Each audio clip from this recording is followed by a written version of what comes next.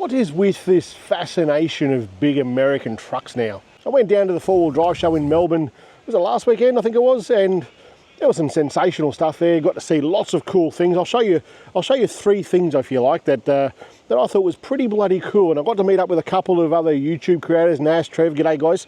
Good to see you both. And the thing that stuck out to me about the whole show was just how many big bloody trucks are there. We'll talk about them in a second though. I'll show you these three things that I saw. I did go there with a list of things that I wanted to get. I wanted to have a look at the HEMA navigation GPSs. I've seen mixed reviews on them, and the 1 and the 2, and now there's a 2 Plus, and I ended up getting that 2 Plus. Got a little bit of a discount because of the show, but I'm still using that at the moment before I do a review on it to see what I actually think of it at the end of the day. Bought a couple of other things, but there was a few things that I thought, would the people who watch my channel be interested in these things? I think you will be. There was a new camper trailer from Goldfields, which was a pretty bloody good deal, I thought. It's a pod style camper. I think there's a queen size bed in there, kitchen, fridge, hot water. Did it have hot water? Pretty sure it had hot water. Had all these different things included in it, and a Dacia 270 awning, I'm pretty sure it was as well. And it was like 24 grand, brand spanking new. And I thought, as someone who has recently gone through looking for camper trailers for just me, something that was going to be easy to set up on my own, I looked at pod campers a lot, but they were just a bit too bloody expensive. But this thing was pretty much the same sort of money as I paid for my second-hand Signature Deluxe. And if it was around then, I reckon I would have looked pretty bloody hard at it. So if you are in the market for a small couples type camper trailer, definitely check that one out. I'm not saying it's great, I'm not saying anything like that. I'm just saying I haven't seen it before, and if you are looking for one, it would be worth your while looking for it. I haven't even seen videos online yet about this thing, but have a look at it. Was another thing that I saw, it solved a problem that if you are not impacted by this problem in your life, you wouldn't even know that there were people out there working on a solution for it. You see it with regular cars, like I'm talking about here, people who are disabled and in a wheelchair and how they drive their cars. And you may have seen people with a wheelchair and they've got the accelerator and stuff on the steering column.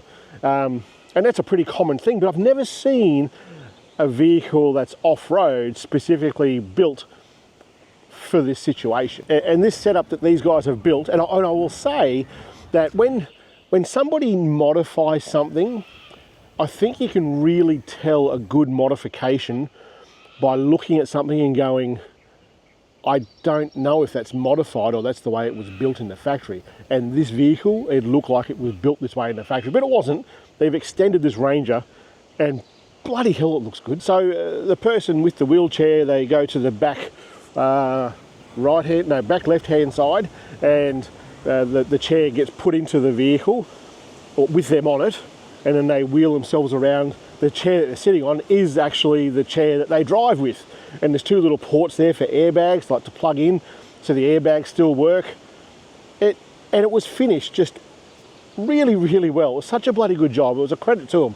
As someone who doesn't know anybody in a wheelchair, I don't know what they go through. But when I saw this, I thought, that's such a good solution for a problem that I didn't even know existed. But it does exist full on for some people. But good on you, boys. That was just a red hot solution. Really well done. Another thing that I saw which really caught my eye was when I look at different vehicles around. Like I love my 76 series. I think it's just a red hot car. But I definitely looked at Jimneys, and I'm no little lightweight, but Jimny's a little tiny car, and I absolutely, when I was growing up, there were two cars that I just loved, and that was a Ford Bronco, like the 70s, like the 1970s Broncos, like the V8 wagon.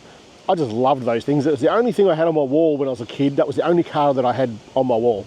And I guess that's what drew me to the 76 series, because it's a wagon V8. But the Jimneys I like, but I like the Suzuki Sierras even more so. At least they don't make them, obviously. Because I just like that small little agile vehicle. I wouldn't get that where I live because there's just so much highway driving, and I think I would myself before I drove that too bloody far down the highway for great lengths of time. But when we talk about those little cars, and some of them are just done up so well, they just look fantastic. I think about camper trailers and just how, well, bad these things would be for towing a camper trailer, because they weigh next to nothing, so they can tow, well, not that much more than that. So if you wanted a camper trailer and you had one of these small cars, what sort of camper trailer would you get? The one that we have, and it's like 1,400 kilos, I think it'd even struggle a bit to tow that. You certainly wouldn't want to tow it all day. But I saw something at the four-wheel drive show which was, it was just a perfect solution. I reckon you could tow these things behind a motorcycle. It's this camper trailer that's made by, I think it was Road Warrior Campers. I'm pretty sure they're made in Australia. This thing weighs only 400 kilos. Now, given there's no tent on this thing, and you'd put like a rooftop tent on it, I guess. You can see on the top there with the rails, you put a rooftop tent on that, and you've got a good setup. I think it carried, it was either 40 or 80 litres of water. It had a hot water system in it, those 12 volt / 240 volt electric hot water systems in there.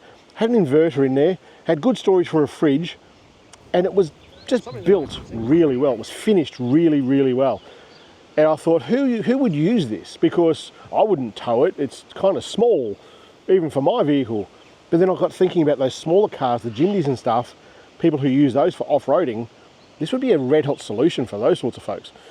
Anyway, that's what I saw there. I did buy a couple of things. I bought the GPS, like I said. I bought 23-0 hanging, like organizer, if you like, for the camper trailer. It's where to put all my utensils and knives and things like that. What else did I buy?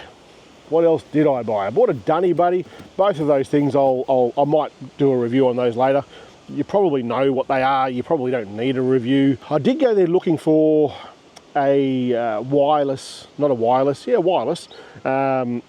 shunt, like a battery monitor for the camper trailer.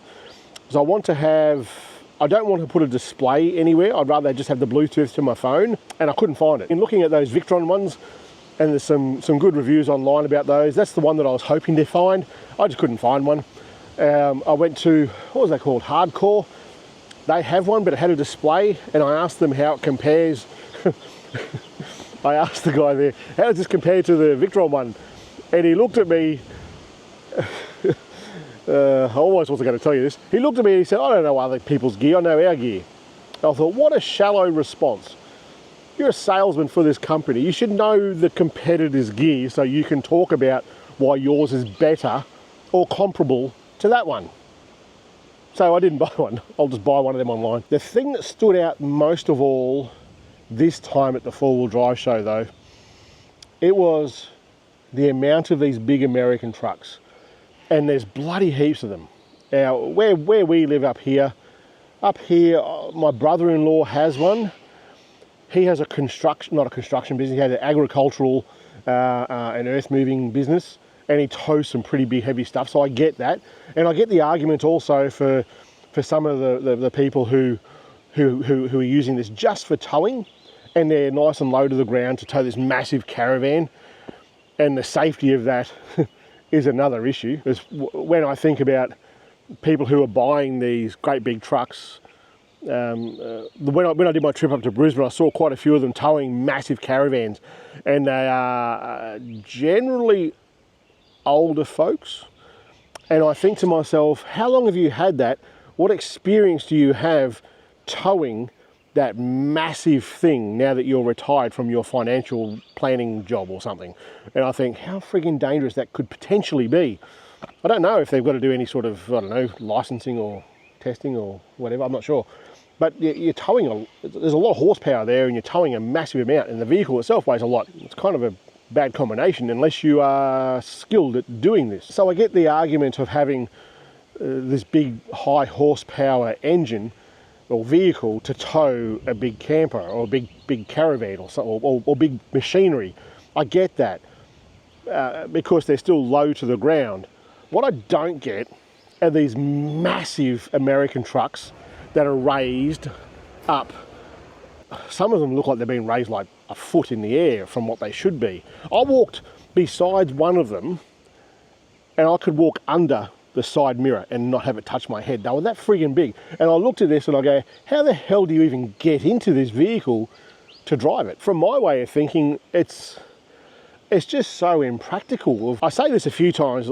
Back when I was a digger, when I was in the army, I wasn't specifically involved. There were groups around us who were involved in this, about testing new vehicles to replace the Land Rovers, the Defenders. And there was a lot of different vehicles there. This was down at Pucker. They were testing different vehicles. One of them was a Hummer.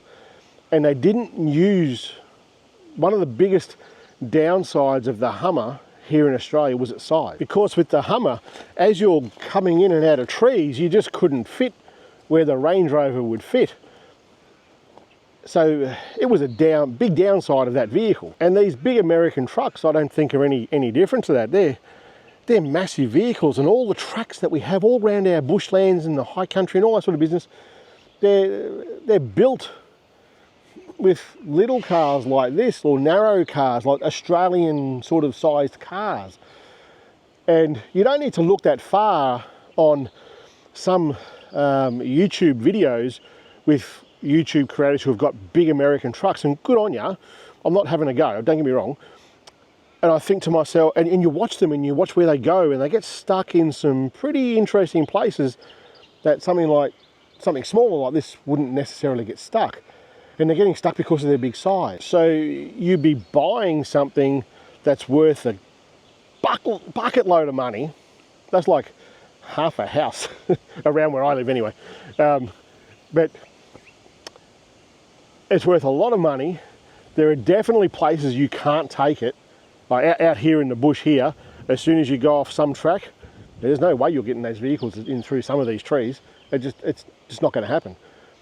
And so there's less places that you can go. It's more expensive, but the biggest kicker is what I saw there. And some of those vehicles that were there were that bloody high. They had the service pack on the back and the camping fit out in the back, and it looked sensational until you walk up to this thing. And one in particular I went up to, and I pulled the drawer out, and it was actually the table.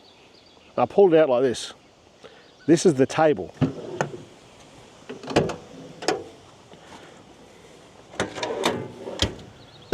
The table. And on the back of this table, you pull it out, you can chop things up on it. But when you're pulling the table out up here, what the hell? What are you doing? And I said to one bloke there, you need to put a curtain rod underneath it, underneath that table as you pull it out, because the only thing that's good for is to hang your freaking clothes on as like a wardrobe. It was totally impractical. I don't get it.